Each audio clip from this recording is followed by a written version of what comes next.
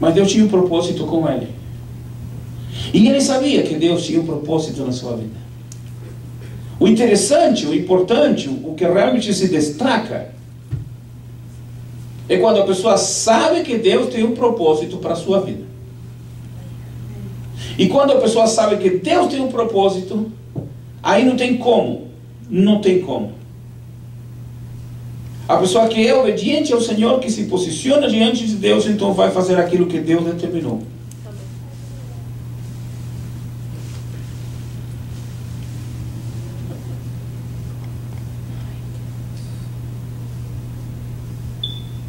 Na próxima semana eu vou falar sobre algumas perguntas que as pessoas se fazem.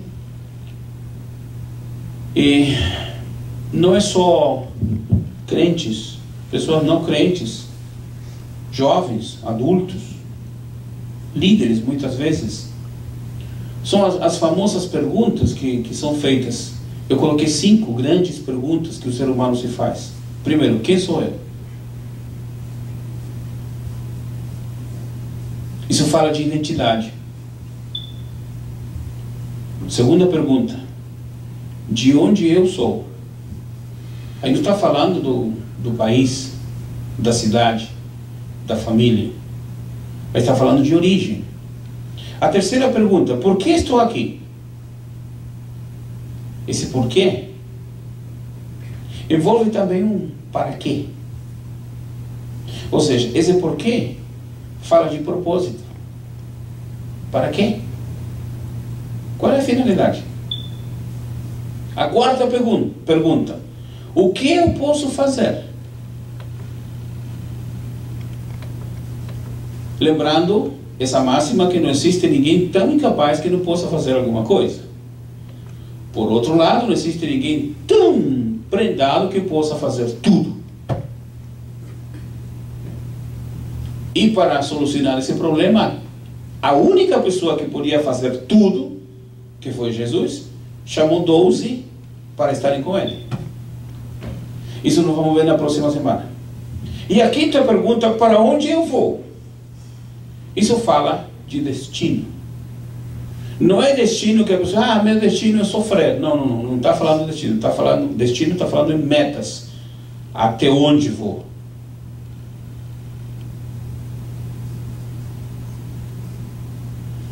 Quando a pessoa não sabe quem é porque não tem a identidade totalmente definida.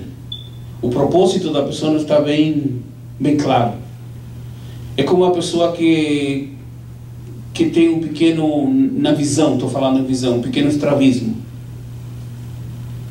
A pessoa que tem dificuldade na visão, que é estrabismo, enxerga a coisa meio... É como o astigmatismo, que a distância não vê muito claro, tem que às vezes fechar um pouco os olhos para fazer o ângulo e tentar enxergar melhor. É diferente da miopia, porque a miopia, a pessoa não enxerga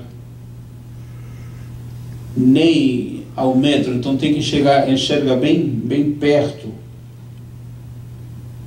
A pessoa que não sabe de onde é, tem dificuldade para saber a sua origem. E daí que gera muita dificuldade na vida de alguns cristãos. Crentes que às vezes querem tocar instrumentos, que querem cantar, que querem pregar, que querem fazer tudo aquilo que tem que ser feito, porque há um certo vazio. Há uma certa necessidade interna. De repente a pessoa diz, mas eu não faço nada. Há muita coisa para ser feita, mas a pessoa quer fazer algo que realmente se destaque.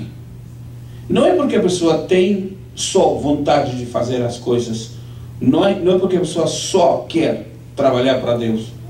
É porque a pessoa quer sentir que há algum propósito, algum valor na sua vida.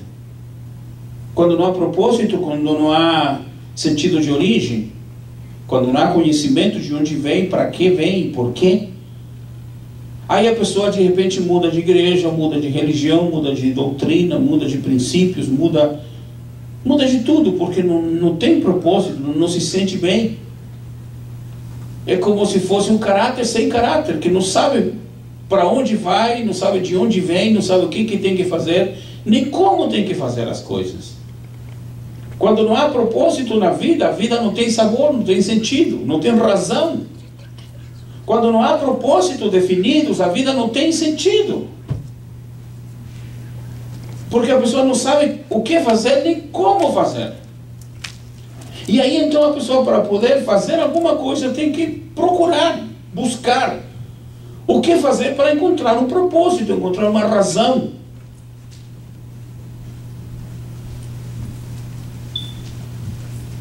A palavra propósito no dicionário é, por um lado, vontade ou intenção de fazer uma coisa. Por exemplo, tenho o propósito de fazer algo, e isso é uma pretensão. Em segundo lugar, o objetivo que tem para fazer alguma coisa, ou realizar algo. E o terceiro significado que o dicionário dá, a palavra propósito é intenção, finalidade e objetivo. A palavra propósito vem do grego prótesis. Não é aquela prótese que se usa para a pessoa deficiente. Não, mas a prótese é a palavra prótesis, que significa um propósito definido.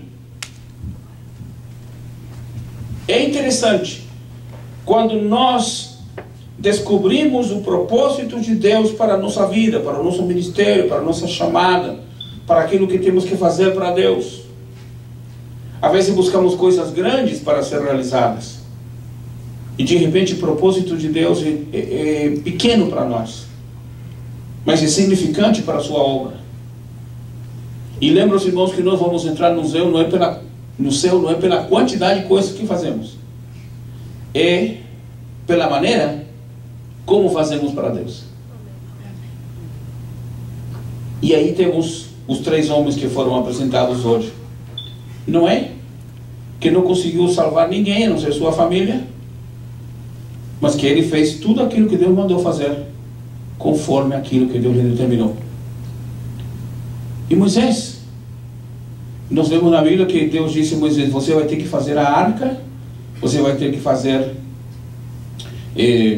o altar de oração, o altar do sacrifício, vai ter que ser feito o altar do incenso. Tudo isso Deus deu as medidas, Deus deu os materiais, Deus deu as formas como fazer. E nós lemos no Antigo Testamento que diz que Moisés fez tudo aquilo que Deus falou, exatamente como ele determinou. Ou seja, não deixou de fazer nada daquilo que Deus mandou. Se entendemos o propósito de Deus para a nossa vida, vamos fazer a primeira coisa: obedecer. A segunda coisa é trabalhar naquilo que Deus nos mandou fazer. E a terceira coisa é esperar que Deus faça e Deus realize o seu propósito em nossas vidas. Amém? Amém, amados? Amém. E por último, eu tinha escrito aqui: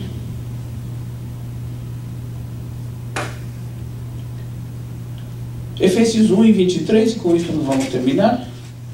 Efésios capítulo 1, verso 23, que é o versículo que diz: e sujeitou todas as coisas aos seus pés, e sobre todas as quais o constituiu como cabeça da igreja. Efésios 1 e 23, que é o seu corpo, a plenitude daquele que cumpre tudo em todos. Uma das coisas que envolve o propósito de Deus, e com isso eu vou concluir, como disse, é que se Deus tem um propósito para a sua vida, se Deus tem um projeto para a sua vida, se Deus tem uma obra definida para você realizar, no tempo certo, no tempo de Deus, no kairos de Deus, Ele vai realizar tudo aquilo que Ele prometeu para você. Amém. Ele vai fazer tudo aquilo que Ele determinou para a sua vida. Amém. Só que tem que ser no tempo dEle, no momento dEle. Como diz o verso 23, que é o seu corpo. Eu li o 22, e sujeitou todas as coisas a seus pés, no caso de Jesus. E sobre todas as coisas o constituiu como cabeça da igreja, Jesus. que é o seu corpo. A igreja é o corpo de Cristo. A plenitude daquele que cumpre tudo em todos. Aquilo que Deus prometeu para você, aquilo que Deus prometeu para mim, Ele vai cumprir. Amém. Porque Ele é o Deus que cumpre a sua palavra. Amém. Vamos de pé orarmos ao Senhor, agradecendo a Deus por este primeiro estudo sobre o propósito de Deus. Deus, agradecemos a Ti por esta oportunidade, por este momento tão especial, de estudarmos acerca do propósito de Deus para a nossa vida. Ensine-nos e capacite-nos para entender qual é realmente o propósito, o que realmente temos que fazer e por que devemos obedecer e cumprir aquilo que o Senhor determinou para nós. Senhor, obrigado por Tua grande bênção, obrigado por esta oportunidade que o Senhor nos dá e que a Tua bênção seja sobre nós e sobre todo o Teu povo, em nome de Jesus. Amém.